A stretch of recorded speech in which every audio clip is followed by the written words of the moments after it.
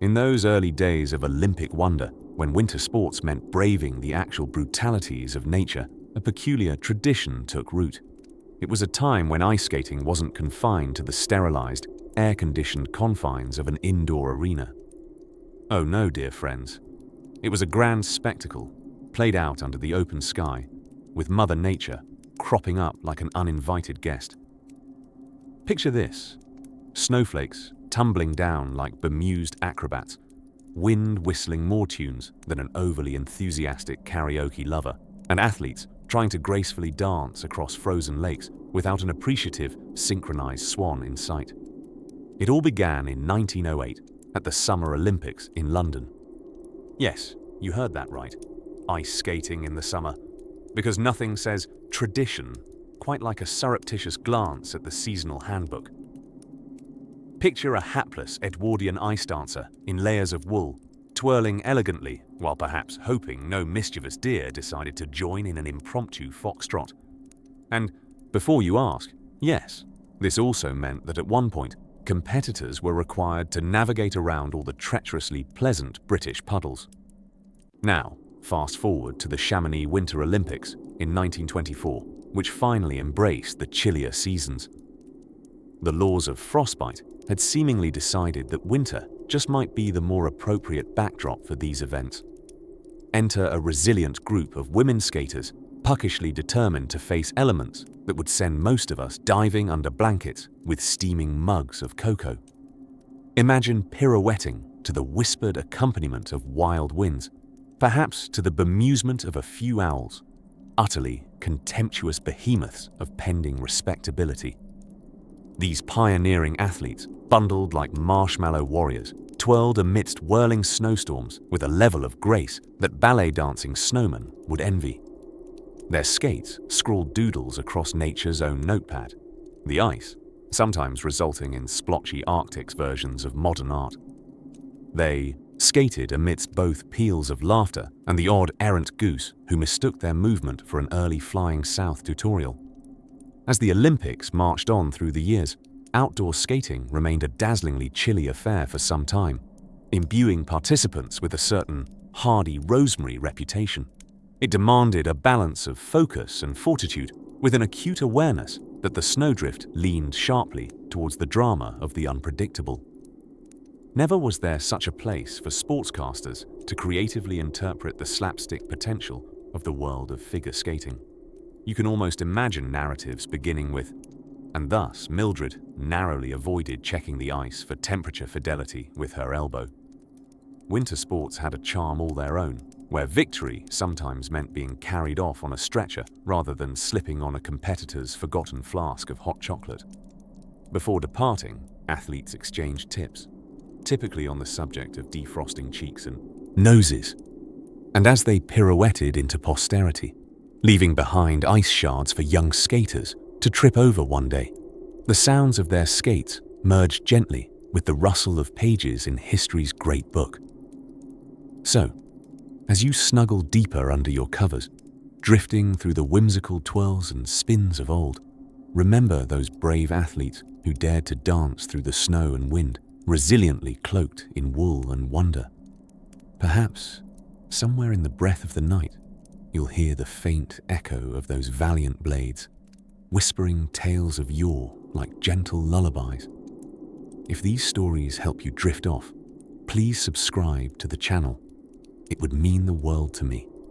And before you fully fade into dreamland, I would love to know where you're listening from and what time it is there. As you cozy up, stay tuned for our next journey into the frosty embrace of historical whimsy. Sweet dreams, once upon a snowy time, before heated arenas and triple axel leaps became the norm, the Olympics had its own peculiar ice routine. Slipping through these chapters of history is like curling up in a cozy armchair by the fireplace, a warm mug of cocoa in hand, ready to unravel tales of athletes who skated fearlessly amidst swirling flakes and gusty breezes.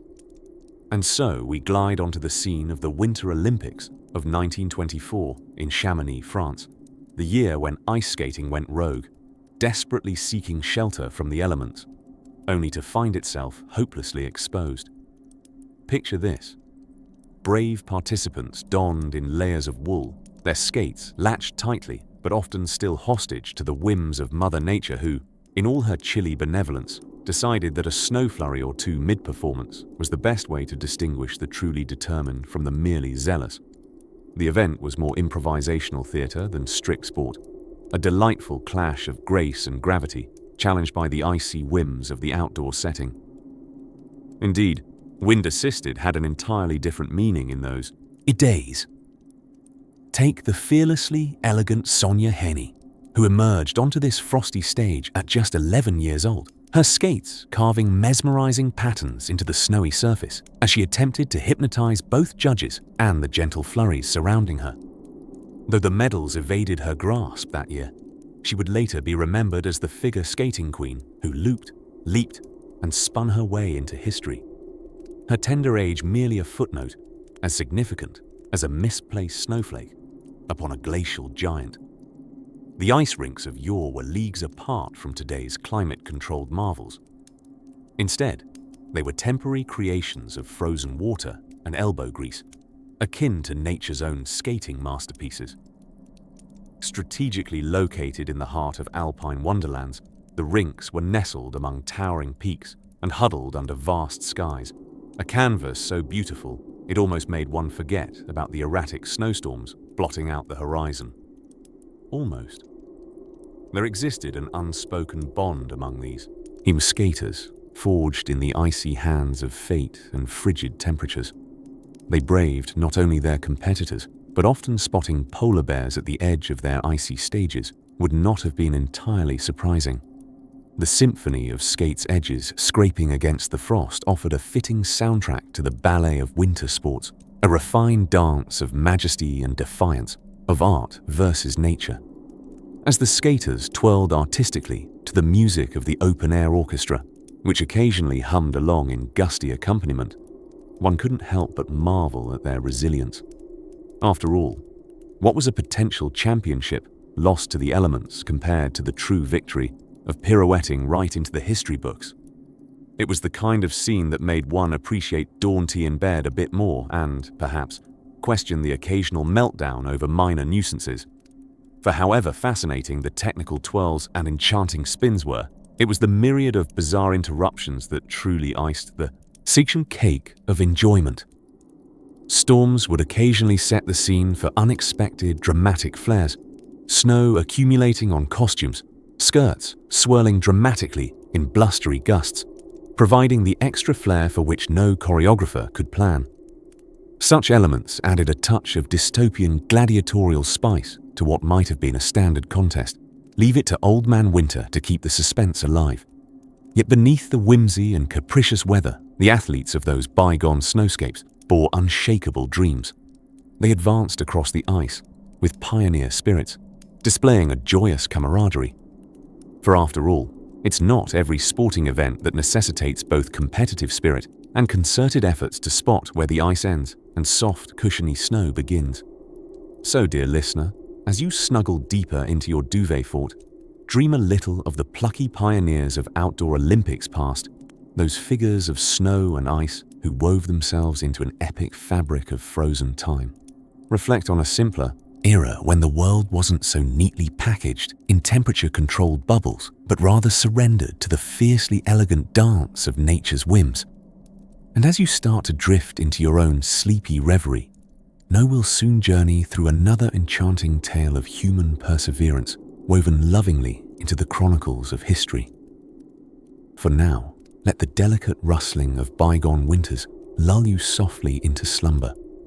Visions of swirling skaters and valiant spirits guiding you gently into the comforting embrace of sleep. As the rosy fingers of dawn flirted with the wintry horizon on the fourth day of the 1928 Winter Olympics in St. Moritz, spectators gathered around the outdoor ice rink, bundled in layers so thick they resembled sentient sleeping bags. Quite the scene unfolded. There, beneath a tapestry of swirling snowflakes, women glided across the ice with the grace of an acrobat plucked straight from a dream. This celestial show of athleticism was notable not just for its beauty, but for the fact that it was one of the first times women were skating in the Winter Games, a genteel rebellion against the societal norms of practicality over poetry. The delightful protagonist of our tale is none other than Sonja Henie, a prodigy whose skates seemed enchanted, whispering secrets to the ice in a language only she and the frozen surface understood. Henie, a Norwegian by birth and a sovereign by talent, was all of 15 years old. In an era when most women were advised to exert themselves cautiously, perhaps by delivering a particularly vigorous bout of needlework, Henie took to spinning, leaping, and pirouetting with an audacity that would leave even the most seasoned tailor's thimble quivering with admiration. Now picture this event if you will. A snow-draped amphitheater, the chill air thick with anticipation and the scent of hot cocoa. The seating arrangements were predictably Swiss, expertly engineered to be both efficient and impressively punctual. However, it seemed the weather had yet to receive the memo. As Sonja took to the ice, the heavens opened, and a snowstorm ensued with a sense of timing that a Broadway producer might envy, offering an impromptu third act to the competition. Undeterred by the celestial conniving, Henie maneuvered as though born from a union of snowflake and zephyr, her blades etching symmetrical sonnets across the frozen stage. Her routine was a tapestry of twirls and leaps that left onlookers, both those present and those lucky enough to own radios, marveling. Ice beneath, snow above, and every tiny crystal around seemed to dance in reluctant reverence to her skill. While Sonja was chiseling her legacy into the glacial canvas, an international cast of characters populated the periphery. British skaters, wrapped against the biting gusts, and possibly in the moral support of tea cozies discreetly sewn into their scarves, waltzed with the restraint of a genteel social mixer. Meanwhile, American competitors, engaged in what could only be described as the art of premature celebratory waving, a custom that tended to draw chuckles from the crowd whenever it occurred within sliding distance of the camera. Notably, the crowds themselves weathered the storm with commendable stoicism. Swiss hospitality being second to none, vendors circulated with trays of steaming refreshments and cheerful reassurances that the unpredictability of their meteorological guest was considered a generous expression of local character. Spectators snuggled under blankets, or their nearest competition, for warmth, the corporeal equivalent of a diplomatic entente. As the sun shyly reclaimed the sky, the grand conclusion of Henie's performance arrived with a crescendo that made even the hardened icicles hanging from the stands tremble in applause. The judges, evidently impressed either by her prowess or the sheer audacity of her braving the windswept ice, awarded her scores that would echo through history. In the grand tradition of Olympians who surprise us by just how much spirit humanity can pack into a coat, Sonja Henie embarked on a journey that day. Her victory did not merely defy elements, but reshaped the contours of what was deemed possible for women in sport. Nor did the omen of swirling, freezing tempest deter future champions. Rather, it ennobled them, an invitation to venture forth irrespective of forecast. As the last echoes of applause nudged the day into evening, and the snow-crusted landscape reconciled its role in herstory, sleep skated gently into the minds of the awed witnesses, a delicate holiday wreath of awe, twilight, and tranquility. And so, as the moon nudged the sleepy sun from its perch, the ice awaited its next tale, whispering possibilities to the coming night.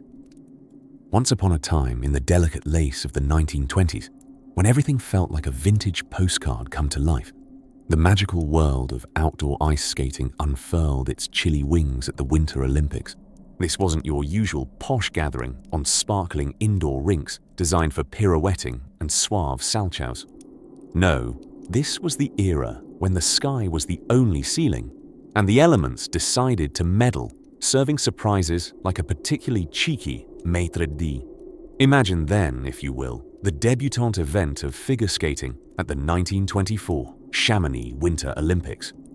Here, the air was crisp enough to snap into delightful shards, the kind that made you inhale deep and threatened to freeze your nose hairs, creating a not-so-elegant moustache. Ah, the romance of sports history. Now the valiant female skaters, bedecked in their woolen necessaries, swirled onto the ice. Their costumes resembled ethereal hobbits' cloaks, woven of hope and sturdy fabric to tickle and intimidate the wintry squalls. It was a quaint reminder that while fashion may have been crucial, warmth trumped sequins any icy day. Among these brave competitors was Austria's Herma Sabo, a skater whose name might sound like a universe away from Netflix. Yet she was as charismatic as a double axel without the threat of a bruised knee. Herma was elegance incarnate, gliding across the ice with the swan-like grace of someone completely unconcerned that she was indeed performing in the midst of a snowstorm. And that snowstorm, mind you, was the unscripted member of the audience that had not received its "stay home" memo. Snow fell with a merry indifference to schedules or outcomes, dappling the ice like fairy dust. To untrained eyes, it served as a fluffy obstacle course for skaters already tackling gravity and competitive nerves. Imagine the comedic elegance, a deft move battling against not just other skaters, but the very air made visible. An invisible partner that always seems to be leading. This intricate dance with nature is what lent an organic, unpredictable beauty to those outdoor games, and where nature itself became an honorary judge, albeit one who perhaps needed spectacles. As Herma leaped and twirled, spectators, bundled in their furs, clapped vigorously, though primarily to keep themselves from turning into ice sculptures. Whether anyone knew it was to honor Herma, or just to rouse some feeling in their frozen limbs, was another soft mystery of the location. She twirled a bit more, a poetic whirl, creating art not just on ice, but in the storytelling fabric of history itself. Alas, each leap was measured not just in technical excellence, but in Herma's valiant defiance of a backdrop that looked borrowed from a particularly festive snow globe. Like the Sistine Chapel's ceiling, this masterpiece was painted in fleeting frost, admired today perhaps more for its sheer stubborn delight than its mechanics. Of course, it wasn't just the athletes who felt the nip of the weather. The officials, wrapped in everything but their living room rugs, fumbled with their pencils and papers like Arctic explorers, attempting to chart a path through icy drifts of styrofoam cups and stray mittens. They valiantly jotted scores with digits so chilled, any inaccuracies were later forgiven with a wry, folksy shrug, remembering the story more than the stats. As gowns rustled like whispering silk against this symphonic setting, a sort of tranquil joy enveloped everyone as surely as the snow. A shared camaraderie against nature's whims, all striving for artistry under the sky's watchful gaze. When Herma brought home the gold for her graceful defiance of the laws of snow and physics, it wasn't merely a victory, it was a testament to the partnership between the human spirit and the icy wonderland around them. And so, while today's skating arenas hum with modernity and climate control, they can never quite replicate that raw harmony between dreams and the unbidden hand of weather. The ghostly echoes of those carefree, wind-kissed pirouettes still linger whenever a gentle flurry catches your breath. As the daydreams meld with the soft pitter-patter of dreams, let's prepare to drift gently into the next epoch, lulled by the rustling leaves of history's slumbering pages. In the early days of the Winter Olympics, when athletes were more accustomed to bundling up under multiple layers than to the modern-day aerodynamic fabrics, the world of outdoor ice skating was nothing less than a frosty wonderland. In the 1928 Winter Olympics held in St. Moritz, Switzerland, a destination as picturesque as it was nippy, athletes prepared their skates like medieval knights donning armor, ready to face the frozen battlefields, and maybe a Yeti or two. The games that year were a grand spectacle, only slightly marred by the occasional snowball fight between competitors and judges. These were the good old days when training meant navigating between snowbanks, and warming up was as much about staying physically functional as it was mastering that triple axel. Athletes marched to the outdoor rink, eyes gleaming with determination and a hint of frostbite, to glide over the glistening ice, performing what commentators generously described as experimental choreography.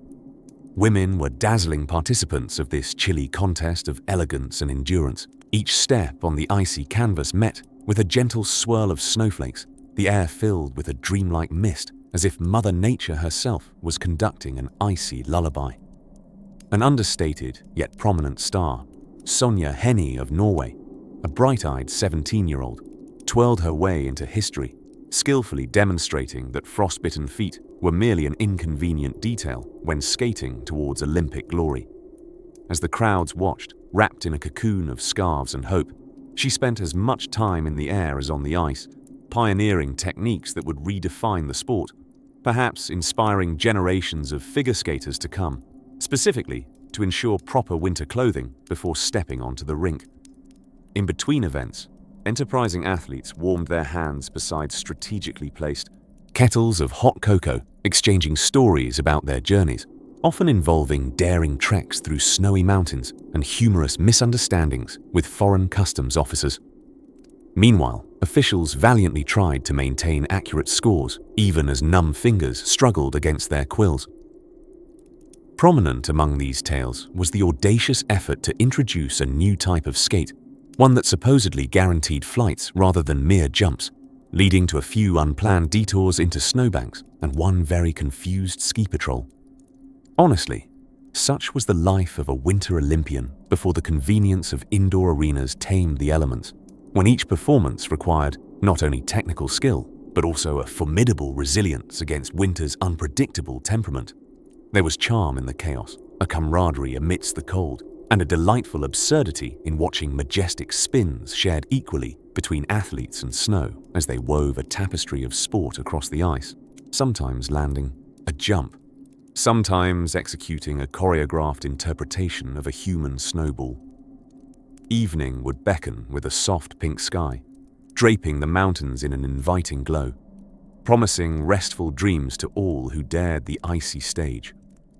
As the last skaters glided off into the moonlit shadows, one couldn't help but admire not just their courage, but plainly, their knack for balancing on a narrow blade in the midst of a meteorological escapade.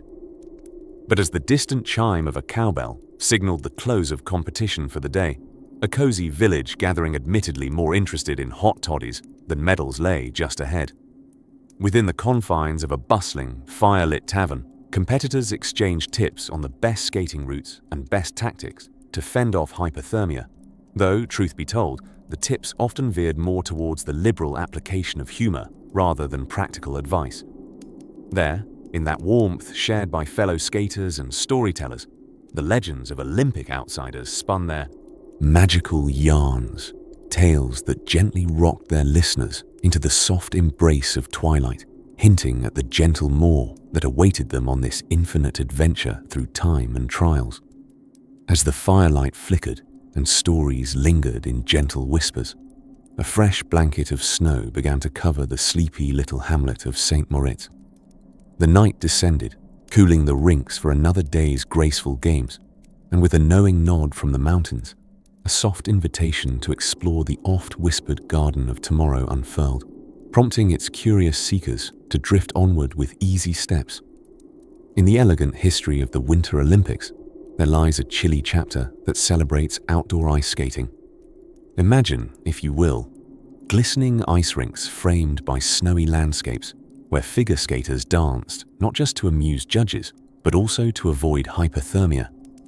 Welcome to the roaring 1920s, when Olympic ice rinks were cut from God's natural ice cube, and skating attire was as much for survival as it was for style. The 1924 Winter Olympics in Chamonix, France, was the first year the Games officially recognized winter sports. That year, the ladies of figure skating didn't just twirl through the air, they practically weathered a meteorological assault course. Outdoor rinks meant skating was at the mercy of Mother Nature, and oh, did she have her fun. Competitors faced flurries and unexpected gusts that rivaled choreography in complexity. Contrary to today's indoor arenas, with their consistent climate control, the Chamonix Games offered skaters the thrill and drama of nature itself, a unique adrenaline rush that today's skaters probably don't even dream of in their climate-controlled slumber. When Sonja Henie, a Norwegian wonder, and the woman who would go on to revolutionize figure skating fashion and technique, took to the ice as a mere 11-year-old prodigy, she was greeted with frosty gusts that canoodled her skates. With every pirouette, the frigid air threatened to whisk away more than just applauses. Yet these athletes, with their determination matched only by their bravery in embracing alpine elements, skated through nearly sub-zero degrees with a smile. For them, the chill wasn't a deterrent. It was an invigorating partner, albeit one that seemed to have a tendency to pull pranks. Fashion in the 1920s was as crucial to the sport as the routine itself. The skaters' flapper-inspired ensembles hinted at a kind of glamorous defiance. Sparking around the rink, their attire was imbued with more function than fashion might dictate. Skaters wore layers of woolen attire and fur accessories, showcasing both their style sense and survival instinct. Bystanders were often left to discern the finer details of their costumes between snowflakes. Men competed too, and not to be outdone by their female counterparts. They sported woolen knickers and thick sweaters, apparel choices that seemed designed more to keep the cold at bay than enhance aerodynamic finesse. They twirled, leaped, and spun with an uncanny joy, despite the rugged conditions more befitting a hiking expedition than a skating performance. The judges back then, bless their thickly gloved hands, were troopers. Braving the elements outside their heated huts, they managed to quibble over style points while trying to keep their ink from freezing. Some reports even suggest that extra points were awarded for simply staying upright and finishing the routine without frostbite, a humorous nod to the audacious spirit of the competitors.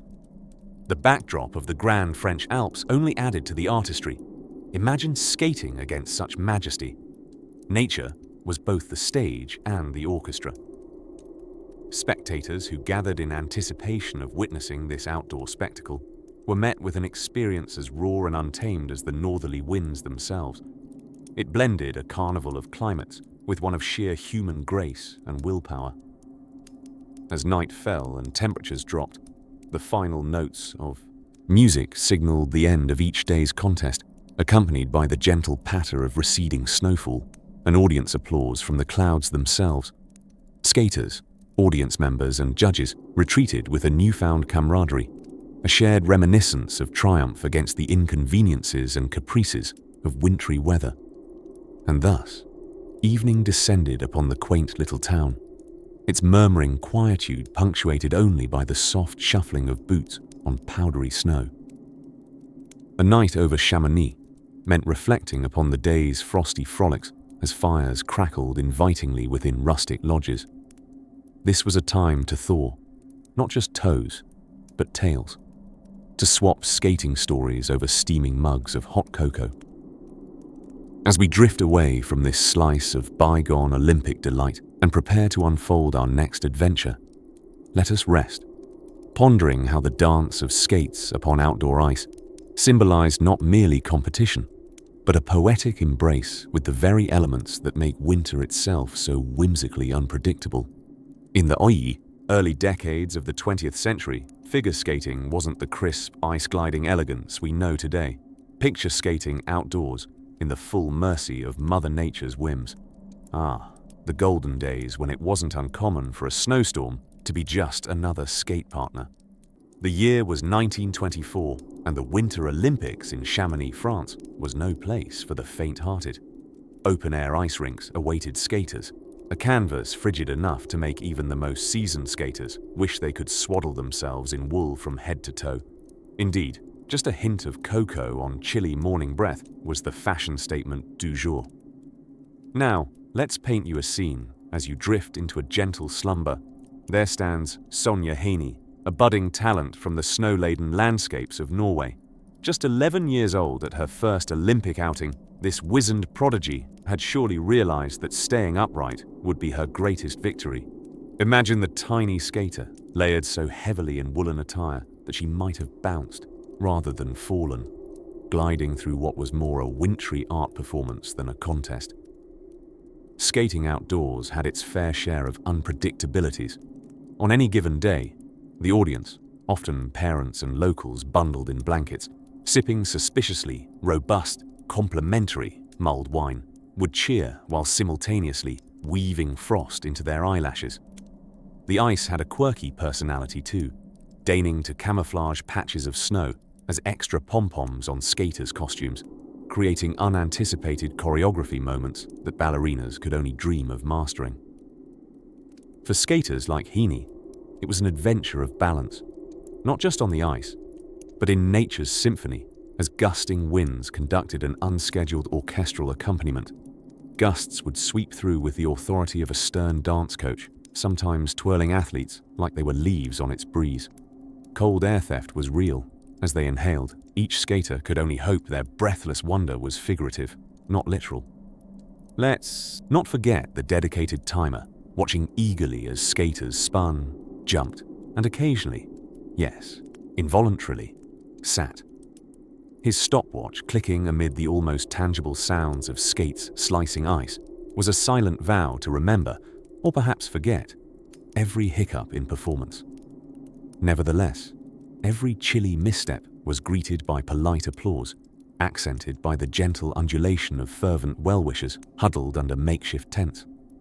The twilight of these Olympic days saw flakes floating subtly like dream sequences, settling on skaters' shoulders as ephemeral medallions, rewards from the celestial. So much sparkly motivation, such delightful disdain of, winter itself. Our brave heroines and heroes of the ice were true to their craft. No electronic scoreboards announced their fate. No heated indoor arenas softened their challenges. Instead, these were champions born from resilience, each skating session evolving into an art form with a touch of magical realism. Ice was their upstage, inclement weather, their unpredictable script. In this nostalgiaville of Olympian exploits, skaters left more than scratch marks on the ice. They etched imprints of spirit and joy. And so, as we gently traipse away from this frozen symposium, we bid adieu to the charming days when skaters and weather shared in an exquisite performance, making the world a far more enchanted, yet frostbitten, place. As you gently close your eyes, perhaps you feel a little like Sonia, cocooned in warmth against the whims of outer chill, letting dreams twirl as your world gracefully spirals into restful repose. And just like that, with a nod from history and a wink of wistful whimsy, our narrative quietly skates into the chapters yet to unfold. As night settled over the quaint town of Chamonix, a sleepy mist curled around the peaks of the Alps. The year was 1924, and tiny snowflakes swirled lazily against the glow of flickering street lamps. The gentle hum of eager chatter filled the air as the world geared up for the very first Winter Olympics. But nestled somewhere between the chronicles of history and the dreams of cozy slumber lies a story of these inaugural games, a tale carved on the very ice of tradition and weathered by the chuckles of back-in-the-day peculiarities. You see, back then, the idea of an indoor skating rink was just as fantastical as rollerblades on the moon. Instead, skaters teetered and twirled on open-air ice rinks, braving elements ranging from gentle flurries to merciless blizzards. And spectators, bundled in layers thicker than a poorly made lasagna, peered through the frosty haze, hoping to catch a glimpse of skating grace. Oh, the athletes, the masters of the ice. There was Gillis Grafström, the Swedish ice skating sensation, whose elegant spins were enough to make even the icy winds straighten up and pay attention.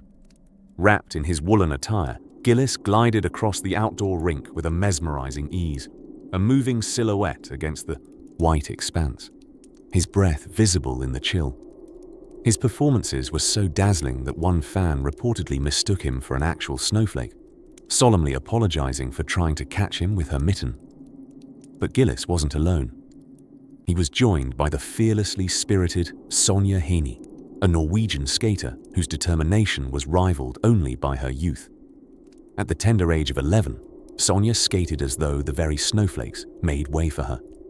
Despite being just a pint-sized wonder, she understood the quirk of the times.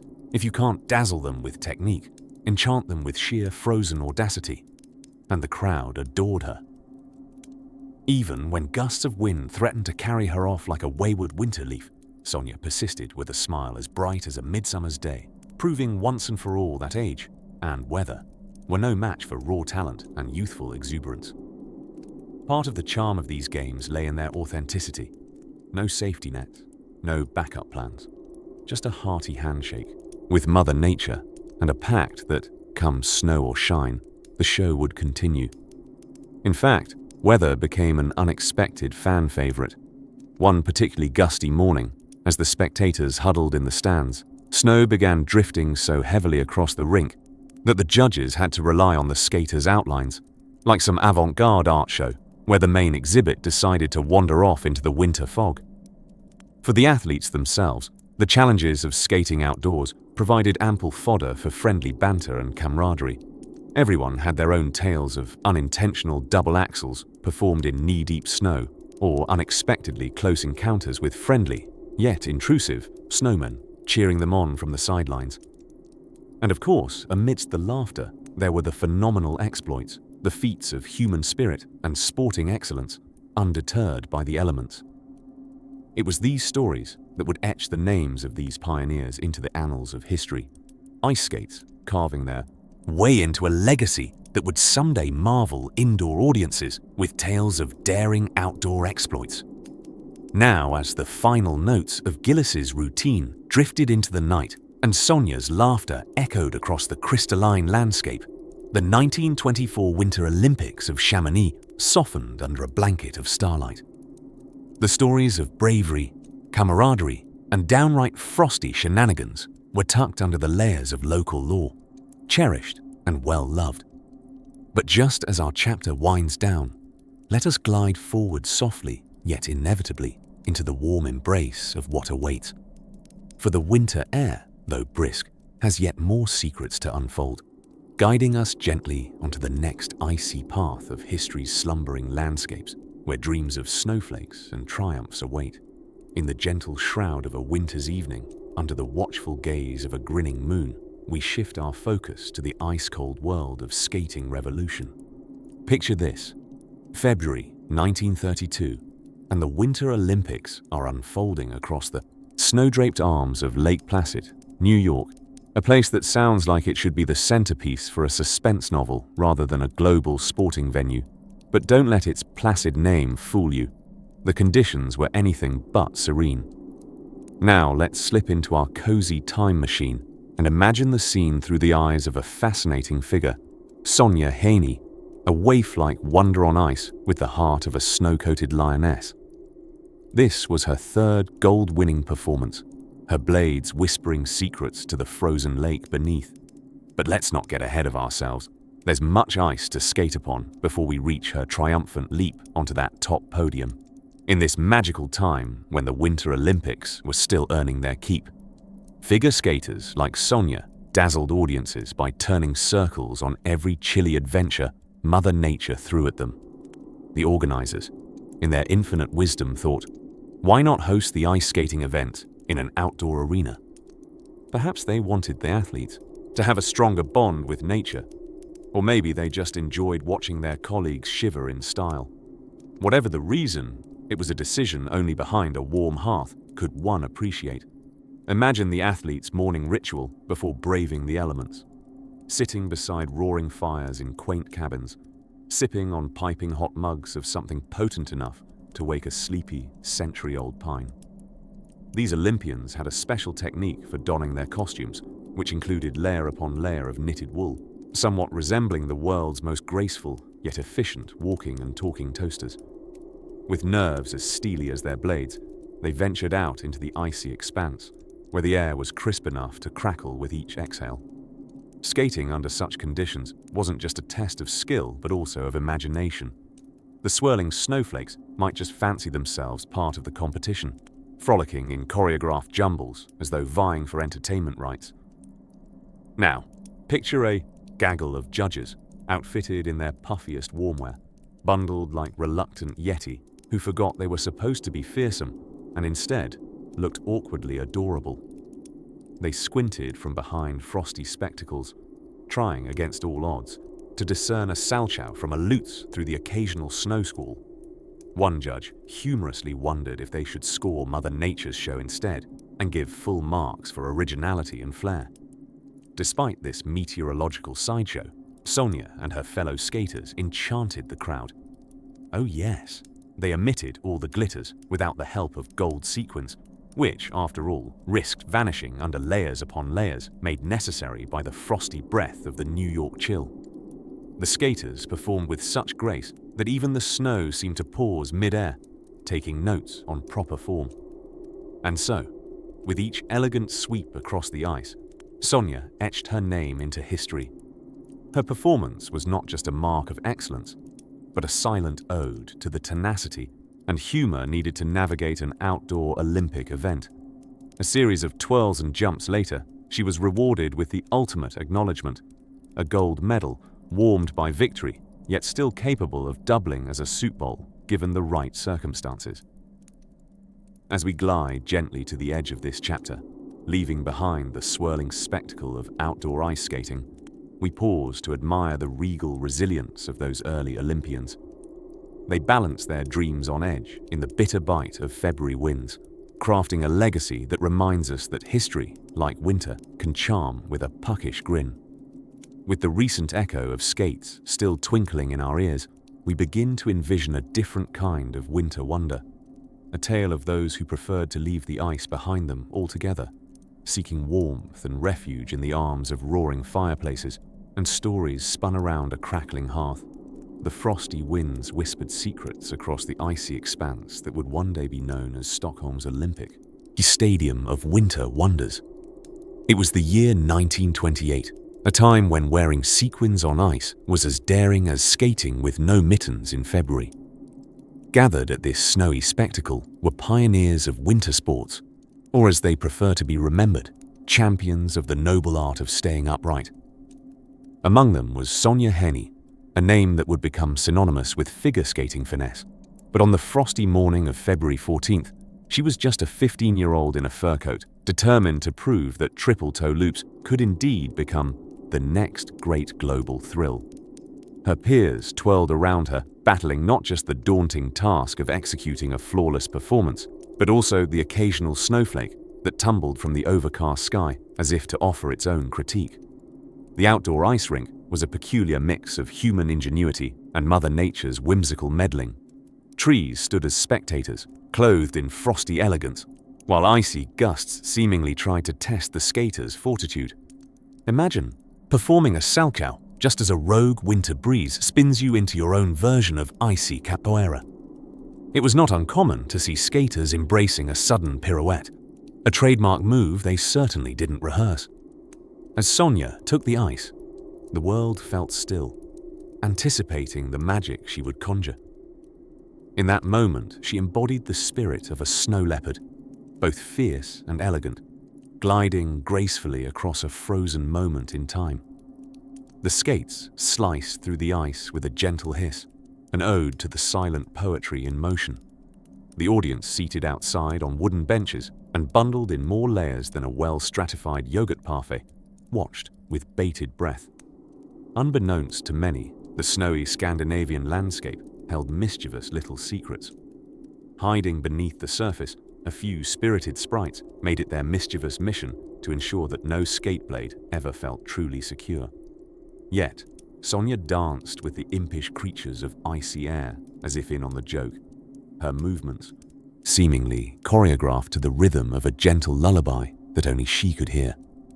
Ludicrous though it may seem today, spectators cheered bundled under blankets with little more than the promise of hot cocoa and national pride to warm their numb fingertips.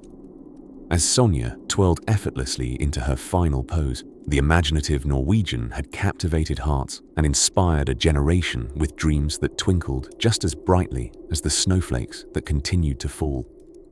As she gracefully exited, applause mingled with the crunch of compacting snow under hesitant feet, finding they were, once again, grounded in reality.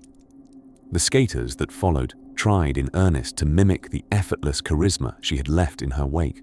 Some succeeded with an air of confidence, others joined forces with gravity for an unintended bow. Still, it was a warming sight to see this youthful zest unfold against the backdrop of a winter's caress.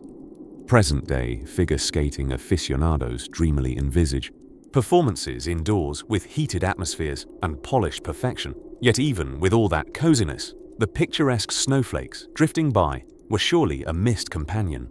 Indeed, one could almost swear the snow itself bore witness to these events with endearing approval. And as the final skater left the rink, the snow once more took to the skies, satisfied in its silent orchestration of history in the making. With this chapter of winter enchantment unraveling, the icy landscapes of history beckon us to wander further afield, perhaps to terrains where sports are defined not only by skill, but by an adventure fueled by that most precious of human frailties, a truly epic sense of miscalculation.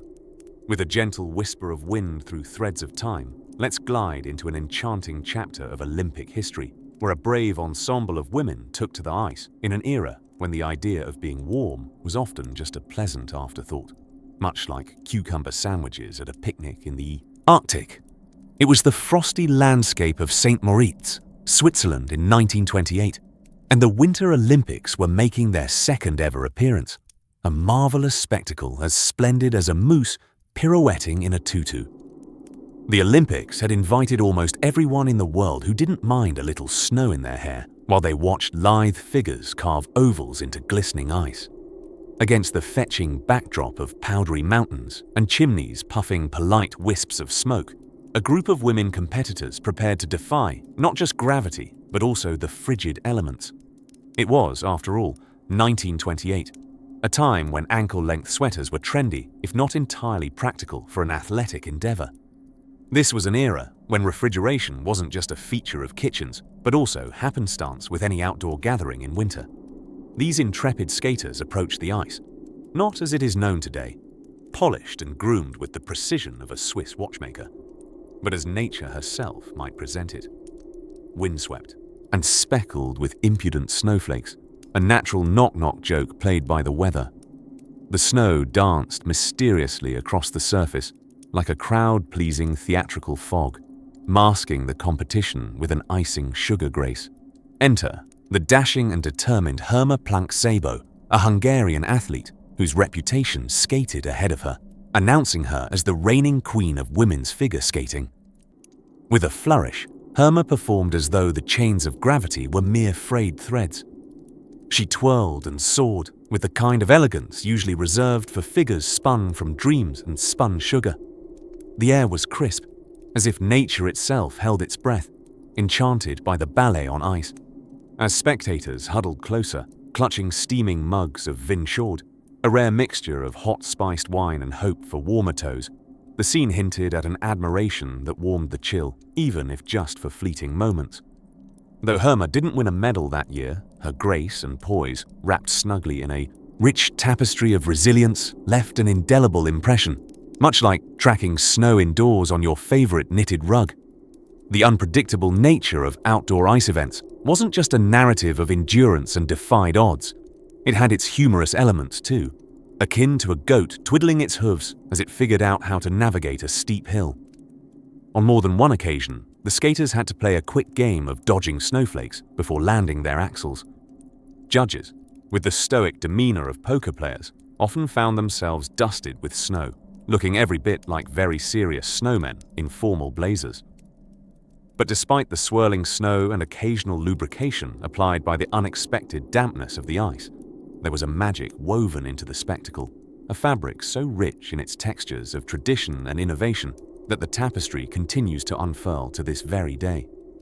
We bid farewell to St. Moritz with fond memories, where the women of 1928 skated not just against their competitors, but against the elements, showing that beauty and fortitude often skate hand in hand, whether on ice or through the stories passed down across years. As we drift away from the picturesque frosts of yesteryear, let's gently close our eyes and allow these icy trails to guide us into a cozy slumber, buoyed by thoughts of snowy kisses and the legends they leave behind. As you nestle deeper into the velvety lull of sleep, allow your senses to embark on another whispered journey where heroic tales of yore await, casting a gentle glow on what comes next. As the story of Olympic ice inches its way through the curious corridors of history, we find ourselves shuffling through the frost-tinged archives of 1920. Picture, if you will, the town of Chamonix, nestled below the imposing majesty of the Mont Blanc Massif, its rooftops dusted with a perfect layer of powdered snow like the frothy tops of cappuccinos. This was the year when, amidst the quaint European town vibes, something delightfully chaotic was about to unfold. Not to be underestimated by their whimsical name, the Chamonix Games of 1924 might well have seemed an unlikely candidate for Olympic greatness. One must remember, this was long before the days when athletes could count on heated indoor stadiums or scientifically engineered sweat-wicking uniforms. Here, braving the elements was as much part of the competitive spirit as the games themselves. The skaters of this era, you see, were pioneers of the ice, their blades more akin to weapons of graceful combat, slicing silently through the tempestuous French winter. And just as fate would have it, the women's figure skating event became something more akin to a frosty-style battlefield. Imagine, dear listener, these intrepid women athletes, decked out in skirts that flounced with every leap, daring the frigid gusts that swept over the makeshift outdoor rink. Their performances were judged not only by the precision of their spins and leaps, but by how gamely they fought back against the mischievous flurries that tried to meddle with the arc of their balletic twirls. Now, at the center of this swirling storm of ice and femininity, skated Sonja Henie, only 11 years old at the time, and the human embodiment of Norwegian pluck. Picture her, a pint-sized powerhouse, bundled like a cheerful snowman, yet full to the brim with skating prowess and spunk. Little Sonja had yet to clinch her world-famous titles. She was, however, already playing mind games with the elements. The audience braved the frosty conditions too, bundled up and huddled together under layers of woolen fervor. They peered through swirling snowflakes, clapping mittened hands in a staccato of muted applause, cheering the athletes who, one might argue, exemplified the true laissez-faire sporting spirit, literally letting go as the wind threatened to lift them right off their skates. The scene was, to put it succinctly, both a festival of ice and then some. Judges, staunchly, attired in thick coats and precariously perched on benches that might any moment be claimed by snowdrifts, scored with pencil-scratching gravitas as each competitor braved the elements. And victory glittered like the very snowflakes underfoot, elusive yet promising. But what made this spectacle truly memorable wasn't just the vibrant display of athleticism and chilly perseverance. Oh no. It lay more in how the snow, like an artistic collaborator, painted invisible brushes across the icy canvas, leaving tales of wind and cold woven in amongst the athletes' scripted routines. For while they pivoted and pirouetted, each move was as much an improvisation with Mother Nature as it was a dance with destiny. Eventually, frazzled and frosted, the skating ended. Applause crackled like twigs in the biting air, and the medals were awarded. Oh, how the medalists sparkled, their icy triumphs tangible proof of their indomitable spirits, and perhaps slightly dampened socks. As the season's rare outdoor Olympiad wound its way to a close, Chamonix remained, a sleepy sentinel amidst snowdrifts, holding the memories of an Olympiad that could be seen as part competition, part elemental endurance test. Just as the warm glow from flickering street lamps began to bathe the town in copper light, so too did the legacy of those intrepid, icicle-crowned athletes flicker on, like the everlasting flame of Olympic history. What curious tales might the next chapter in this storied winter have in store? For even as the snow settled and silence reclaimed the rink, the narrative continued its gentle glide across the frosted pages of time, the storybook of sport ever turning. Once upon a time, in the frosty embrace of the 1924 Winter Olympics, there was a magical place known as Chamonix, a quaint French town where athletes were determined to achieve greatness against a backdrop of snowdrifts and curious cows. Picture it, dear listener, the Alps piercing the grey sky like forgotten guardians, and snowflakes swirling softly as if in gentle conspiracy to test the resolve of every sports enthusiast in town. While critics, debated whether Chamonix was chosen as the venue because of its stunning alpine backdrop, or simply because it was the only place where the locals weren't opposed to sharing the streets with Olympic curling stones. Athletes prepared for what would later whimsically be recounted as the first ever Winter Olympics. But it wasn't merely podiums and trophies swaying in the minds of these competitors. Battling through the elements was a victory unto itself. Now, let's skip gracefully across the decades, like a pair of elegant skates skimming the cold embrace of an unforgiving rink, and delve into the tale of the intrepid female skaters, the true heroines of the ice, whose tales twinkle like midnight stars over this peaceful bedtime narration. Imagine these skating pioneers in a dashing array of period-appropriate outfits, gliding over imperfect sheets of outdoor ice, where frostbite was just another contestant in the mix. Take Sonja Henie, for instance, the Norwegian sweetheart who, at the tender age of 11, twirled into Olympic history with flair and a tenacity matched only by her fondness for extravagant costumes. Now, some say that Sonja's flair for fashion earned her as much attention as her skating skills, which only goes to show that even when you're balancing on the precipice of teenage years, it's entirely possible to change how the world perceives an entire sport, provided you can do it with an impeccably groomed feather in your cap. Then there's the tale of the indefatigable Gillis Grafström, whose love for figure skating could rival the passion Romeo held for Juliet, though perhaps with fewer tragic ends and more delightful pirouettes under the open sky. While he wasn't competing in ladies' singles, his endurance during outdoor competitions in the snow adds a layer of sleepy warmth to our historical hearth. Grafström, skating with an elegance that diffused through the chilly air, wasn't just gliding on ice. He was a poet in motion, crafting verses from frostbitten breaths.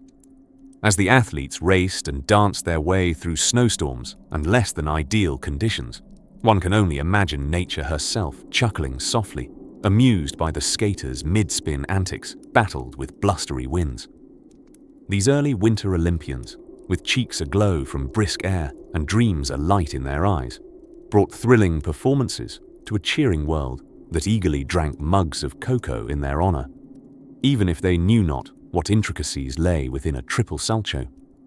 The icy theatrics orchestrated in these open-air arenas were fraught with a severity that tethered the Olympics to the very whims of weather, as if steadfast courage was not only for the athletes but the spectators bundled against the chill, clinking icicles beneath woolly hats. And such camaraderie, dear listener, may be the most heartwarming secret passed down through the annals of wintry history. As we drift with ease through this snowy window of time, thoughts delicate as frost forming on a forgotten window pane, allow yourself to fade into the gentle cadence of night. For beyond this chapter, where icy trails turn champions into legends and laughter echoed with medleys of skaters' strides, awaits another story as soft and serene as the dawn light murmuring over icy peaks. And so settles the tale, like fresh snow on a silent urn, awaiting more whispered secrets to follow under the spell of a weary moon. A promise, perhaps, of mellower winds and tales unspun. Drift gently into sleep, where the peaceful dreams of Olympic folklore may cradle you through the quiet hours of night, as the calamitous sound of claps and cheers faded into the frosty embrace of winter. The scene was set for yet another memorable women's Olympic figure skating event. The world had caught the sports bug, and while indoors was the preferred climate for all things icy in today's universe of controlled environments, this was a time when the skies were big, the ice was unclothed, and endurance meant more than just the ability to perfect a graceful pirouette, especially when Arctic winds were less like a gentle breeze and more akin to a cold-hearted blast from an angry polar bear. The year was 1932.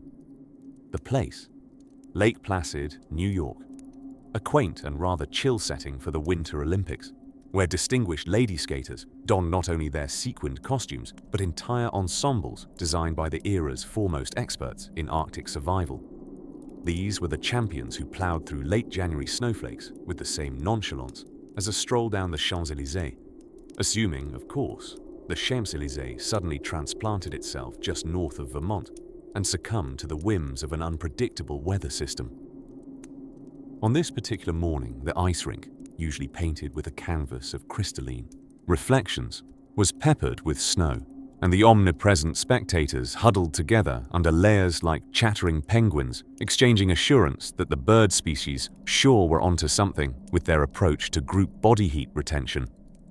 The skaters, meanwhile, approached their task with an expression that can only be described as elegant fortitude, the kind that implies, yes, I'm about to dazzle you with a double axel, but there's also the undeniable chance of acquiring frostbite mid-rotation.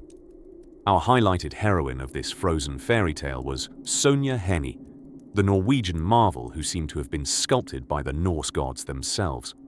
Not only did Sonja glide across the icy terrain with a composure that rivaled a seasoned warrior of the fjords, but she also did so while maintaining an impossibly cheerful countenance.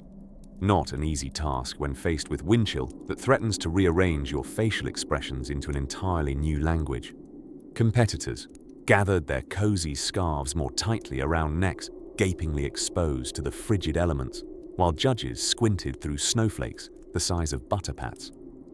Meanwhile, Sonja, with all the nonchalance of a swan entering its idyllic pond, set about her routine. Her skates were more than mere footwear. They were almost mystical irons of the exquisite, gracing the ice with a presence both formidable and poetic. Blades whispered against the cracking ice, spinning tales of victory with each turn.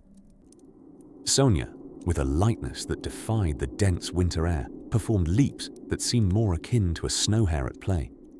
Her spirals celebrated not just the athletic beauty, but also a remarkable resilience that said, neither snow, nor sleet, nor an entire winter storm shall deter this performance. Crowds held their breath, and who could blame them? Breathing too intensely might have fogged over the drama of it all. The snow continued its determined descent, adding layers to the ice, almost a second skin. But for Sonja, it was a playmate, a fellow spirit of delight. Was she not half snow herself? That day, legends were made of ice and humor, the kind that allows a bit of slip and slide, elevates a stumble to a graceful recalibration, and ends with an applause echoed back by the snow-capped peaks themselves.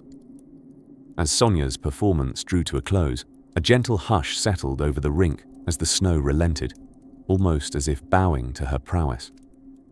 As the final gentle spin concluded, our heroine flashed a smile that could melt the iciest of arenas, or at least create the illusion thereof. The wind fell silent, in awe of such spirited elegance. A giant cheer erupted, equal parts admiration and relief, from both clapping hands and chattering teeth. Another chapter in the history of frozen escapades was gracefully penned. As night crept over, drawing its curtain of stars, reflections from the day shimmered on frosted windows, and softly to sleep did they drift. Dreams warmed with tales of snowy resilience and icy triumph. With Sonja's story gently resting in our hearts, we turn to another time, another place, where history sweetly cradles us. As the frosty winds of the early 1900s nipped at the noses and tickled the toes of the bold women figure skaters who dared to dance upon frigid outdoor arenas, a peculiar kind of magic unfolded. They had skates sharp enough to slice through ice, or a Victorian gentleman's ego, gliding with effortless grace across frozen canvases that nature herself had so kindly provided. Picture it, an Olympic site, not quite as glamorous as today's high-tech indoor arenas, but as gloriously raw and as ice-cold as a Hans Christian Andersen fairy tale. The women back then twirled and leapt under open skies, sometimes through blustery snowstorms that seemed as if Mother Nature herself had decided to join the competition by sending flurries to tango with them. Imagine skating when your routine might include an unexpected pirouette around the penguin move. It was only an exhibition, after all, right? Surely that paragraph belonged under obstacles in every skater's routine draft. These 8-limbed athletes practiced their art with little more than woolen scarves and a smattering of spectators who were probably just there hoping for a spectacular fall they could retell at the pub later. Yet, the skaters had something special. Brass instruments could be chilly, but a brass farthing says none of these pioneers let a brisk snowstorm prevent a dainty loop-the-loop or an ambitious double axel. Determination was the luxury garment du jour, highly fashionable on any open-air skating event you attended. Accustomed to today's pristine, climate-controlled environments. Close your eyes and imagine the challenge, with a real chance of snowflakes becoming unintended choreography partners in an impromptu rendition of Swan Lake in a snowdrift. The dancers' stamina was strengthened by years of practice in diverse weather, with wind cheekier than a tabloid journalist and as uncaring as a cat in a room of breakables. But it wasn't just the capricious weather they had to face. Societal norms tightened their corset strings, although they managed a daring lacing escape by pushing the boundaries of what ladies of the age ought to be doing. The Victorians had proudly created a veneered dome of decorum so airtight it might as well have encased them like a snow globe. A lady daring such a public display of sport? Positively scandalous. Yet here they were, redefining elegance, stride by icy stride. Oh, the wonderful oddities of the time. How bewildered spectators clutching their mufflers in the bleachers, presumably both for warmth and perhaps to sneak an illicit sip from a flask, must have gossiped with suspicion, but secretly cheered these icons turning ice into art. With each triple spin that twinkled under the wintry constellations, ice rinks morphed from mere frozen ponds into stages for a new kind of star, the athlete-artist.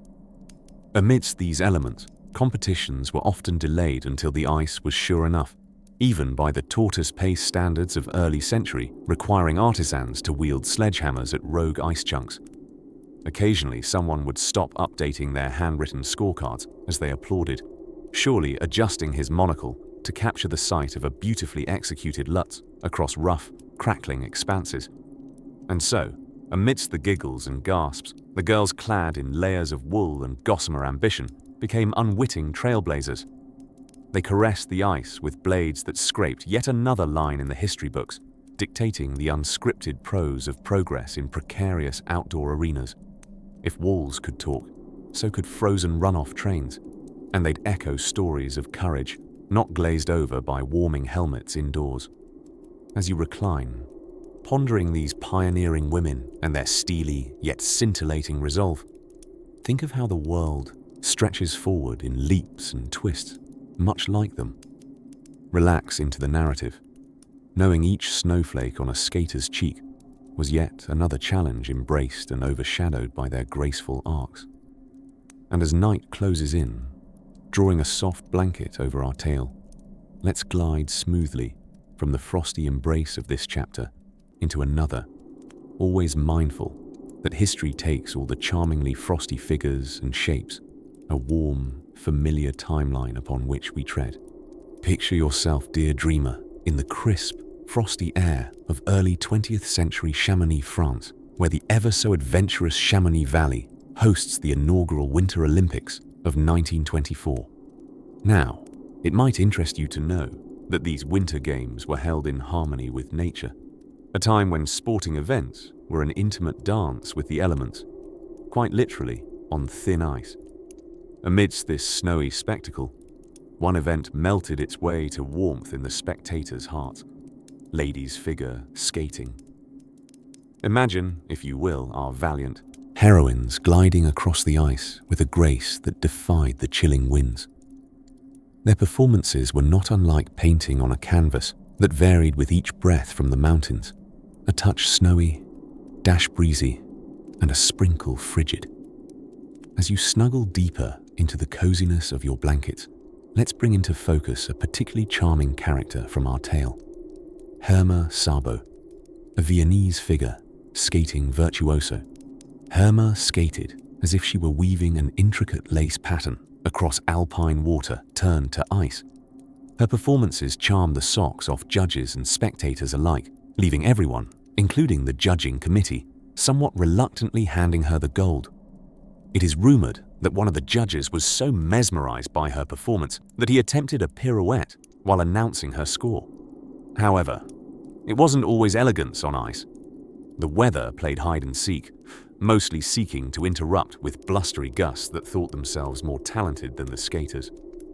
One never knew when an impromptu snowstorm might choreograph its own number, wrapping the skating rink in a veil of snowflakes thicker than a well-stuffed duvet. To prevent a full-scale snowman factory from forming during competitions, eager volunteers brandished brooms with all the spirit of winter wizards trying to keep the ice clear. Meanwhile, behind the scenes, a flurry of preparations involved keeping the ice nice and smooth. And while today's Zambonis gracefully glide over rinks, smoothing out imperfections like a spa treatment for ice, back then, a more rustic approach was taken. Enthusiastic interns, better known as the ice scrapers, would hoist shapely shovels, doing a dance of their own, ensuring that scenes resembling frostbitten hopscotch lines were straightened out before the skaters swooped back onto the ice. Our snowy saga wouldn't be complete without recognizing that these were themes and thrills in stark contrast to today's indoor stadium events equipped with heating more powerful than a dragon's breath. The outdoor rink at Chamonix was delightfully cold, much like a popsicle that had forgotten about summer, offering a stark reminder that sparkle isn't required for sparkle, but thermals certainly help. As the curtain began to draw on the chilly festivities, these brave skaters, bundled modestly against the elements, would carry on despite icicles forming like medals on their sleeves. Each glide, each leap was a testament to human resilience, where strength met artistry in a dance that only winter could provide. And now, as we gently drift away from the vintage ice of Chamonix, let us glide softly into the night, where the line between dreams and history blur like the edge of a freshly fallen snowfield, hinting at whispering winds. The scene was set, dear listener, on a brisk February morning in 1928, when the sky decided to drape itself in heavy grey clouds, creating a scene that only a romantic poet or a hibernating bear could find cozy. This was St. Moritz, Switzerland, where the Second Winter Olympics were about to transpire in all their frosty glory. Here, amidst the swirling winds and gently falling snowflakes that seemed desperate to join in the sporting festivities, young women in their early Olympic odyssey glided and twirled on outdoor ice rinks, because surely, where else would you skate but under the benevolent scrutiny of the sky? As the town's church bell chimed and echoed through the alpine air, the women's figure, skating competitors prepared to dazzle the judges with routines that combined elegance and, quite probably, a strong resistance to hypothermia. It was a time when safety nets were imaginary, and the closest thing to a guardrail was a kindly official holding a clipboard, hoping you'd stop just short of making their acquaintance. Now, picture this. These graceful skaters competing on a surface that was not only naturally formed, but naturally unpredictable. It wasn't uncommon for a rogue snowdrift to make a surprise cameo, eagerly volunteering as a prop in their artistic performances. Yet, these ice-crowned heroines spun with such poise, you'd think they were born doing triple axels in snow boots. Cecilia College, one particular legend in the making, made history by debuting the one-footed axel jump, a feat so daring it resembled a defiance of gravity and common sense in equal measure. Her performances encapsulated both the art of skating and the delightful possibility of unplanned snow sampling. But alas, the flakes could act as tiny barriers to Olympic ambition. The spectators, wrapped in layers reminiscent of puff pastries, were armed with thermoses filled with varieties of warm liquids questionable by today's beverage standards. They shivered in shared camaraderie, each breath an ephemeral vapor that vanished into the brisk Swiss air, cheering on every almost successful landing with the enthusiasm one might reserve for a surprise extra slice of cake. Then, there was the indomitable Sonja Henie, a Norwegian wunderkind at the tender age of just 15, touting more style than common sense, and a tenacity that seemed to defy even the bone-chilling conditions. Henie, who was to become the Queen of Ice, quite literally, leapt like a gazelle on winter vacation, stealing breaths away as easily as Jack Frost's cheekily cold touch. Her skates whispered secrets to the ice, spinning tales of flight on the chill-favored winds, while her evergreen smile proved impervious to both frostbite and overwhelming public adoration. But this camaraderie and competition came with its own peculiar set of rules, almost as if written by the advisory council of Mother Nature herself. Before one could glide onto the shimmering rink, the officials had to inspect the premises, performing a meticulous brush and shovel routine, more theatrical than functional, often resulting in an impromptu figure skating pas de deux. Their dance of snow removal was a spectacle that had yet to be classified as an official event, though there were whispers. Yet, despite nature's playful interference, the skaters of these Winter Olympics persevered, their zeal cutting through the icy air more cleanly than any sharpened blade could hope for. The echoes of their adventurous feats inspired legends that would outlast even the most determined snowdrift. And as those snowy days turned to twinkling nights, skates and snow blended into memories, leaving marks of history too enchanting to fade. As the adventures of St. Moritz slowly settled into the annals of winter legend, our tale too must find its next chapter. Let the snowscape dream in restful quiet, as the hushed notes of history's gentle footsteps guide us onward, further across decades of ice and dreams yet to be told. As you softly drift into the cool chill of an outdoor winter evening, picture this: the early 1900s, when the Olympics were as much a spectacle of determination and warmth as they were of frost and fractious weather. Ice skating arenas had no walls to whisper the storm away, and competitors wore outfits that seemed better suited for attending a family ice cream social rather than engaging in high-octane athletics. It was a time when if one were to get lost on their way to an Olympic event, they could simply follow the trail of ice shards and hopeful cheers billowing through the powdery flurries. In this whimsical narrative, we find ourselves contemplating the tale of Magdalene von Furstenberg, a skater with the spirit of a lioness and the wardrobe of a dapper haberdasher. Favored for her grace on the ice, she possessed a unique flair that only a feathered hat and a determined disposition could embody. As she stood at the edge of the open-air rink, snowflakes kissed her cheeks and competed with each other as if to form the perfect crystal pattern on her shoulders. The wind honored her dance, weaving itself around her spins and leaps, reminding everyone that nature. Simi, too, was a fan of this grand performance. Competitions were less about perfect scores and more a test of resilience against Mother Nature's whims. India, whose representatives were more familiar with sultry summer days than Jack Frost's crisp antics, found themselves in a picturesque conundrum. Having to craft skates tailored for chilly adventures was a project that involved engineering, imagination, and a good deal of wool socks. On occasion, shouts from the sidelines encouraged the athletes, promising a hot chocolate reward and perhaps a corner by the fireplace if they endeavored to stay upright a few seconds longer. Judges remained vigilant against the elements, their noses as red as Rudolph, with hasty notes scribbled between wind gusts. They understood that true mastery of the sport was marked not just by technical prowess, but by the athlete's ability to maintain composure while skating with the determined flap of free-range geese. The scoring included style points for such feats as tricking the wind or sideways glide of weatherly majesty, marks which remained unofficial yet celebrated in the gregarious spirit of the games. The gallery itself, a sleigh ride away, gathered small knots of spectators, displaying heroic layers of fur and little concern for frost-bitten wiser choices. Their cheers resonated through the marble clouds above, urging the competitors on with the fortitude of an impromptu folk choir. Dearest old-timers would recount tales of yore, embellishing not just the score, but the mere magnitude of athletes who slalom through soundless snow. Like the synchronized rhythm of their knitting needles, the audience shared their own triumphs of waiting until the potluck of defrosted fingers, homemade pie, and gloried identity returned.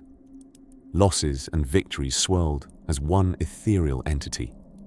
Athletes forged friendships that thawed the chill and carried stories that traveled home with them. Tucked quietly into the heart's pocket, the kind of Memories that gently nudge you awake at midnight, reminding you there's warmth in the simplicity of shared experience. So, as you snuggle deeper into your downy shelter, the sounds of that open winter arena begin to fade into whispers among the snow-buried pines. Nature's hearth roars with the crackling crispiness of frost, while moonlit shadows softly sweep the stories of those early Olympic pioneers across dream-tangled skies. Our journey through time is not yet complete, dear traveler. Beyond this chapter, shadows lengthen over creative traditions and inspiring tales. Dreams like majestic auroras await to unfurl their vibrant tapestries in the next scene, bright as the dawning whispers of hope and Lynn's quiet serenade through the labyrinth of history's forgotten lane. As dawn began its gentle battle against the night, its rosy hues spilled lazily over the snowy mountain peaks that cradled the icy rinks of the early Winter Olympics. These spectacles of ice, wonder, and irrational courage were among the first attempts at outdoorsy charm by Olympic folk, predating convenient indoor rinks by decades. Picture, if you will, a landscape so breathtakingly beautiful it could almost make a hardened mountain goat weep, if goats indeed were given to such dramatic emotions. The Olympic Games of yore were held outside, where contestants were pitted not only against each other, but also against Mother Nature herself, who never could resist impulsively pelting them with gusty winds and random snowflakes. These were the days when weather reports were more a series of hopeful guesses than scientific forecasts, leaving athletes to skate at the mercy of the elements. Consider for a moment the formidable female skaters of the 1928 St. Moritz Olympics. With snowflakes dancing like mischievous pixies in the wind, these stalwarts of competitive ice elegantly twirled across rinks that doubled as snow globe interiors. The vigilant spectators, braving blasts of icy air, as they cheered through chattering teeth, automatically adjusted their applause to the sudden need to stuff frozen hands in warmer pockets. In those charmingly unpredictable games, history tells us of an ice show that could have made Jack Frost reconsider his career choices. Picture Herma Sabo of Austria, a figure skater known for her dexterity and grace. As she pirouetted across the ice, gentle snowflakes made it appear as though she twirled through a winter dreamscape, a postcard come to life, only slightly obscured by sleet.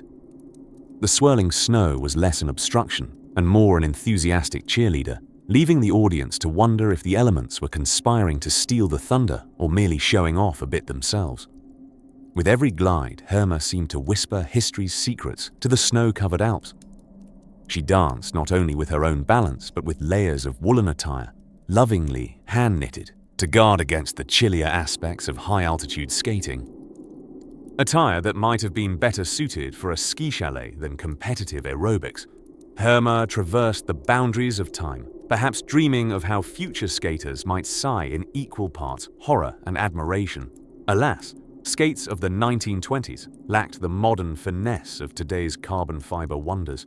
They creaked and groaned like stubborn old-timers, refusing to keep up with sprightly youth, all while demanding the sort of steady handling one might expect from an analog washing machine on spin cycle. Yet these athletes, in all their woolen glory, glided with an elegance that belied their bundled attire and primitive equipment.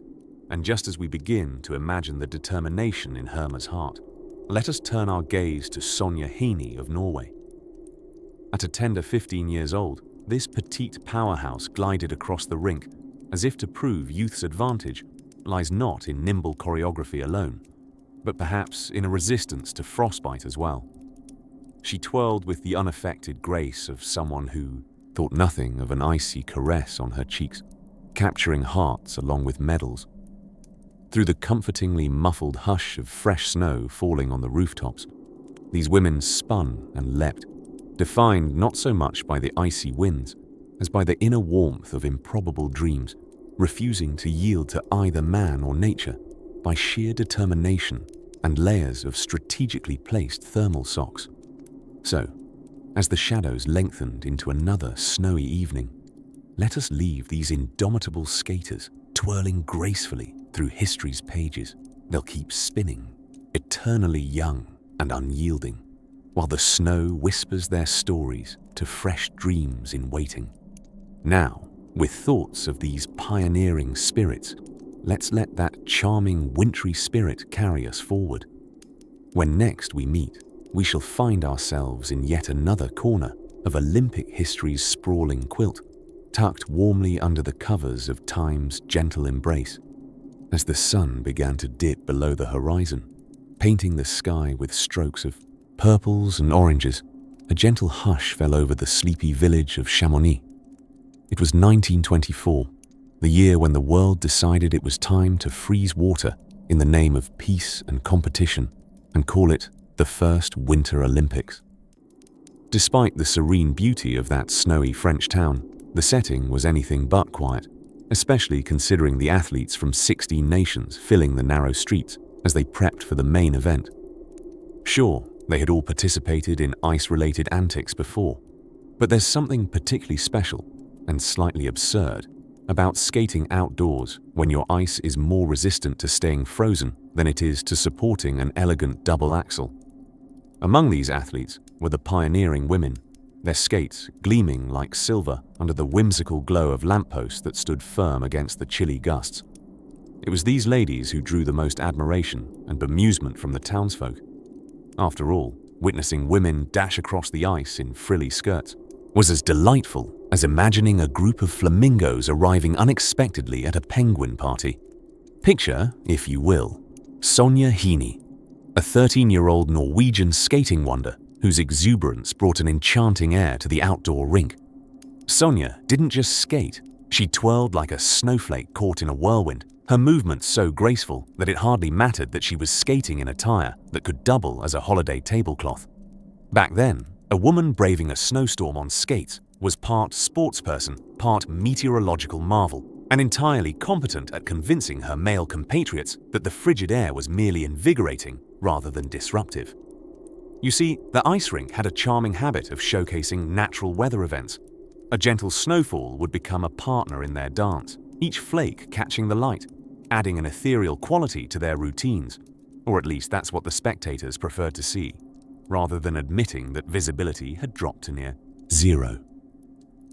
Sonja's leaps and spins weren't just captured by the eyes of mesmerized audiences, but also by a delightfully foggy camera lens, or three, producing the first fuzzy, black and white moving images of a sport that would capture imaginations for decades to come.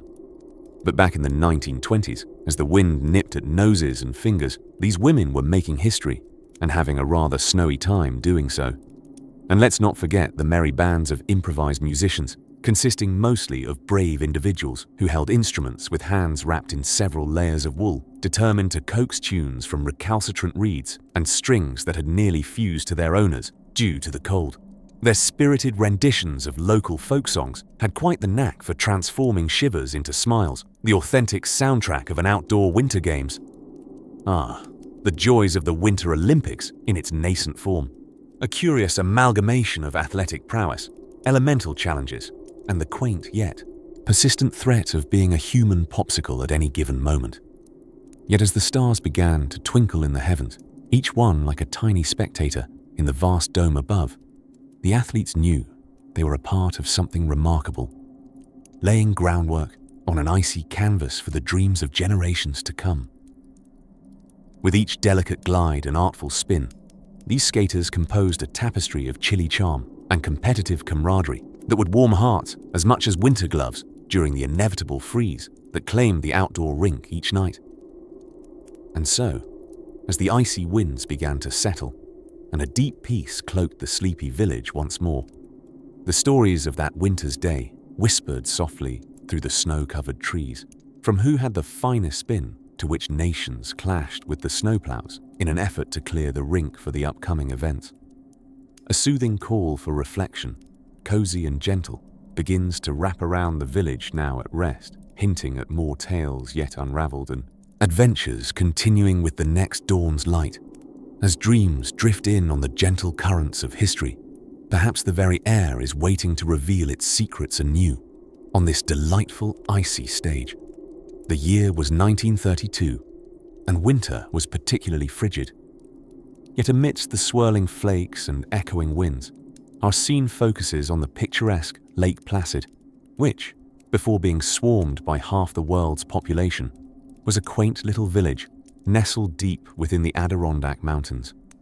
It was the third Winter Olympics, a spectacle that brought together a collection of nations that, until then, had only convened for stern diplomatic conferences and tea parties with suspicious amounts of side-eye.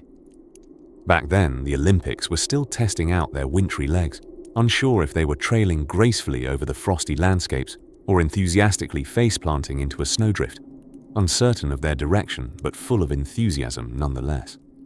Outdoor skating was very much the order of the day, and women donned costumes that resembled something between fashionable attire and a collection of scarves woven together by an overly optimistic optimist.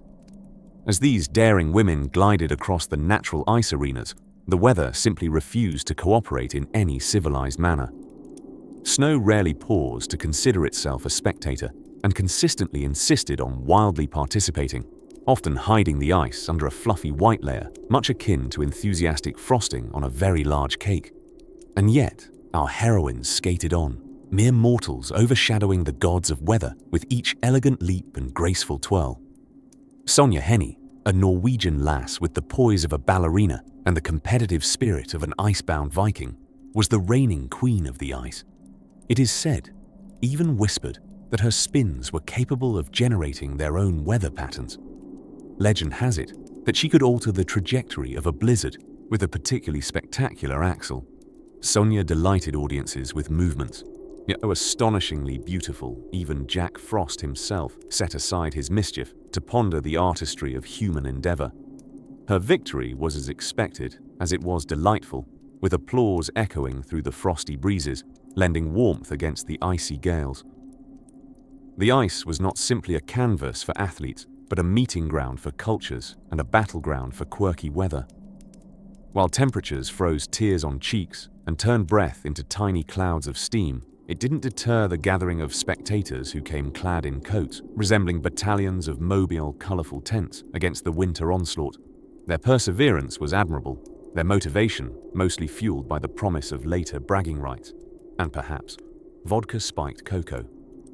Elsewhere, amid muffled cheers and faint trumpet tunes, other events battled their own climate-related demons.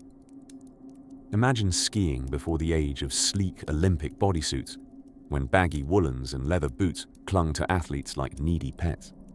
Every race was, not just against time, but against frostbite, with a post-race recovery more akin to defrosting a kaleidoscope of nationalities. And forever battling those mischievous mounds of snow, the curling teams pursued their on-ice obsession with brooms and obsessive precision, transforming ice, sweeping into an art form not even Picasso might have dreamed of capturing. Back in Lake Placid, the smell of hot sausages and laughter of bundled spectators filled the chilly air, each corner and crevice of the little village buzzing with energy. Unwittingly, these brave souls were shaping what would one day become television's most watched events. Yet for them, it was simply a joyful gathering, a point of connection over culture, competition, and camaraderie. A dance on ice with the world watching, and the snowflakes always uninvited but inevitable dance partners. And so, as each day drew to a close beneath Lake Placid's starry night sky, frozen lakes glistened like mirrors beneath the moon, silently whispering the tales of those who skated bravely into history. As listeners and viewers of this sleepy adventure begin to drift into their own restful reveries, remember that even now, beneath modern arenas and synthetic ice rinks, the heart and soul of these early Olympic dreams continue to skate gracefully just beneath the surface.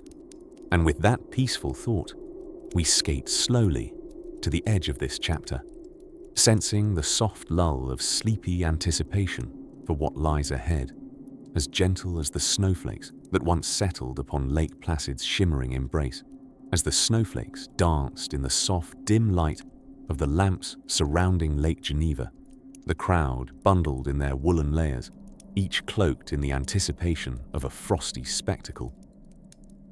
The year was 1928, and this outdoor rink was the stage for some of the most exhilarating figure skating the Winter Olympic Games had ever seen, set against a backdrop painted by the fluttering snowstorm.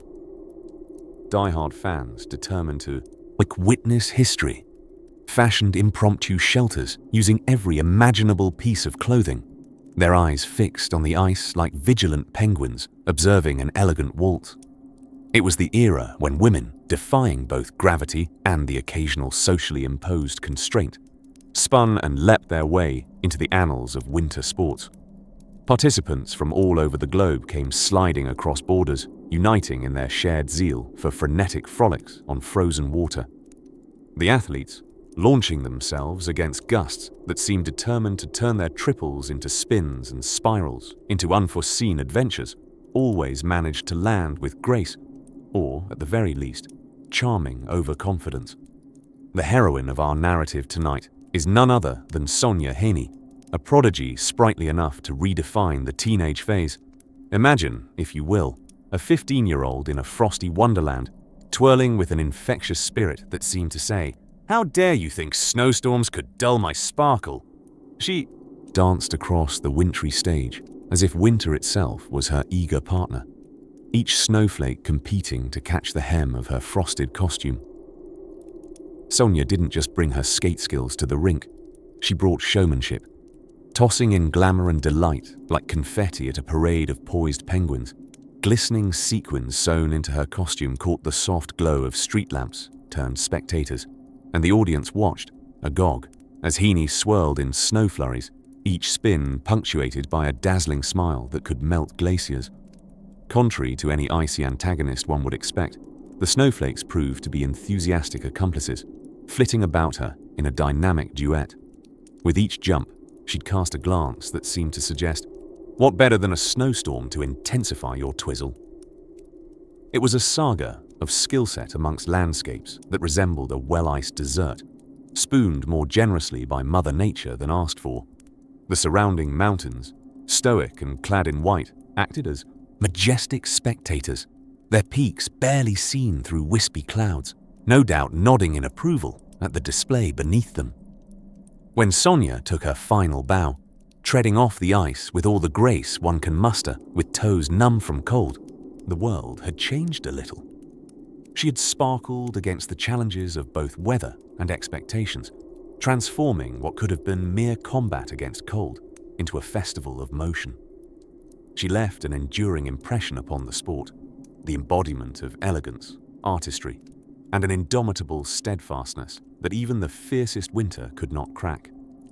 As the festivities closed for the day, spectators huddled around steaming beverages as though clutching warm treasures, murmuring praises muffled by scarves and vapor clouds. The enchantment from the skating lingered in the cooling air, eventually settling into the annals of memory as gently as untouched snow upon an evergreen bough. But as the reverberations of skates and cheers faded into the night, the history carved into that icy stage remained, wrapped in layers of laughter, struggle, and triumph, a testament to persistence braving the whims of both weather and the world. And so, for now, let us slip away from the chill of Lake Geneva, where skaters danced with the wind and wove dreams upon glistening ice. As our journey continues, we'll glide further into stories yet whispered on the cool, crisp breath of early mornings, where the next chapter awaits, a tale warmed by the gentle glow of history's flickering candlelight. As the peaceful night blankets the world in stardust, let us tiptoe back to one of the most captivating, boring history secrets about the historical days of outdoor Olympic ice skating, where the only climate control was a woolen scarf and stiff upper lip. Picture this. It's 1928, and the Winter Olympics have ventured into the chilly embrace of St. Moritz, Switzerland. The air is brisk, the snow is fresh, and the skaters, well, they're hoping their performances go down smoother than the chocolate in their Swiss cocoa. While today's Olympians glide under stadium lights with choreographed precision and the luxury of insulated arenas, their predecessors were at the mercy of Mother Nature's whims. It was a thrilling performance with a cast that included not just the athletes, but also occasional extras like gale-force winds and unexpected snow squalls. Margaret Abbott, we're told, completed her best toe loop amidst what can only be described as a snow flurry waltz, where the judges were rumored to award style points for every flake gracefully dodged. Dress for success, they say. But in these early days of the Winter Games, dressing warmly was more than just practical. It was an art form. With layers upon layers, athletes ended up resembling elegant onions poised to leap and twirl. Skaters donned outfits that were a patchwork of materials best described as a little bit Edwardian, a little bit resilient against hypothermia. Indeed, female skaters demonstrated remarkable fortitude, executing graceful spins with billowing skirts that caught the wind like the sails of a ship. As the women glided across the open-air rinks, audiences wrapped in their blankets watched in awe and perhaps a little envy. While they shivered on wooden benches, athletes displayed pirouettes and jumps with composure that seemed to mock the biting chill. Of course, every leap was a delicate negotiation, too exuberant, and one might find themselves crashing back to earth with a less than dignified finish on the frosty surface below. Each graceful turn was not just a showcase of talent, but a silent promise. They too wanted to warm their feet by a fire soon. In the midst of these alpine adventures, we can't help but note the things spectators had to get excited for besides the performances. Refreshment stands sold steaming cups of broth, which, while paltry by comparison to today's gourmet stadium offerings, were vital for keeping the cold at bay. The line between spectator and participant was cheerfully blurred when, on the briskest of days, everyone found themselves huddled together, sharing warmth and rooting for these athletic pioneers, not just as sports icons, but as fellow brave souls. The beauty of this outdoor experience was wrapped in its unpredictability. Reportedly, one year the sun shone so brilliantly, the ice softened into a less than Olympic standard, introducing a new kind of Russian roulette, one where each landing doubled as a ticket in an impromptu snow cone raffle. It was a different era of sport, where no amount of planning could overshadow the quirky flirtations of nature. As we drift ever closer to that peaceful slumber, let's dream of those trailblazing women skaters, valiantly swirling through the snowstorms with as much grace as steel blades and wool tights would allow. Their courage and creativity forged a template upon which future generations would build. Though the ice frost may have nipped at their noses, but history would forever remember their elegance amidst the elements. Now, as the embers of this chapter glow softly, let's tuck it neatly into the folds of our mind stories, knowing that a new discovery awaits us with each whisper of history yet to be told. As twilight softly doused the mountains with its indigo cloak and the sleepy world prepared for rest, so too does our tale cradle you gently to slumber, with tales from a time when Olympic ice glistened beneath open skies and winter's breath painted the competitive spirit with frost. The year was 1924. The setting, Chamonix, France. A sleepy little village scattered with chalets, ancient slopes, and the whimsical notion of opening the Winter Olympic Games outdoors. It was a time when athletes competed not just against one another, but against the elements themselves, struggling as much with flurries as foes. Picture, if you will, a sprawling rink carved beautifully into the embrace of nature, as if Jack Frost himself had sought to create the largest snow globe on Earth. In the ethereal silence of snowflakes ascending from the heavens, a dance with gravity postponed, the women's figure skaters of that inaugural year prepared to make history, shivering not from nerves but from the persistent bite of the ungovernable alpine chill. It was Sonja Henie who particularly showed an impressive feat of grace, if not victory. At just 11 years old, this Norwegian marvel skated with the innocence of childhood and the wisdom of dreams, her twirls capturing the wind in ribbons of silk. Although her footsteps did not trace gold that year, they began a journey toward becoming an Olympic legend. Flip the coin of time, and you'll find Gillis Grafstrom, whose prowess on blades was as smooth as the moonlit ice on which he carved his path. Competing in an era when a skater's jump had more lift from ongoing gales than anything from the legs, Grafström would elegantly execute, his figures as if writing love letters to the snow. This was a time where icy footing was not a metaphor, but a daily hazard.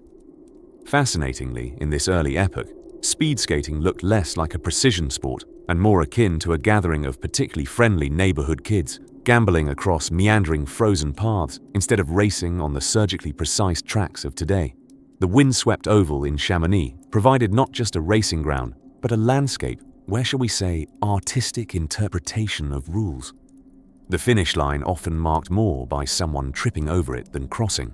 And lest we forget, the bizarre and brave skeleton sledders, flinging themselves face first down the unpredictably snow-scaped hills, their practice as cold and thrilling as sliding down a Himalayan glacier on their bellies, laughter and terror melting into the wintry air. It's reassuring to believe they were propelled by the joyous thought, "What's the worst that could happen?" carved onto their frosty expressions. The women's skiing, too, earned its harrowing own chapter, with slopes slick and shadows long, a testament to courage, where skiers waved temporary goodbyes to gravity and possibly sanity, only to be reunited with firm earth further downhill amid powdery triumphs.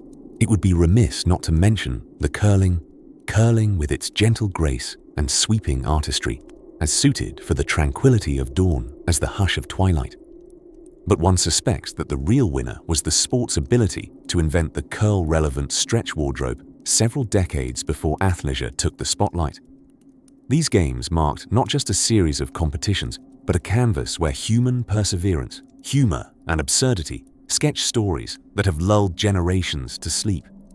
Unlike any indoor, crisply executed endeavors, here, every athlete was also an adventurer. Each match a test of ingenuity, each day a reminder that nature, with all its whims, had not yet fully relinquished the reins of control. So as you drift into your reverie, imagine an ice rink under the open sky, legends finding form amidst a whimsical blend of prowess and prank, courage and cold, where laughter crystallizes in midair, only to drift slowly as dreams to the ground. Thus, as our historical narrative draws to its serene conclusion, may the tales of icy valor and frosty feats tuck you in gently. Until we meet for another evening's adventure, may your dreams be as vivid and whimsical as the Olympic ice, outdoors and under the celestial canopy, serenading you into a peaceful nocturne. Sleep well.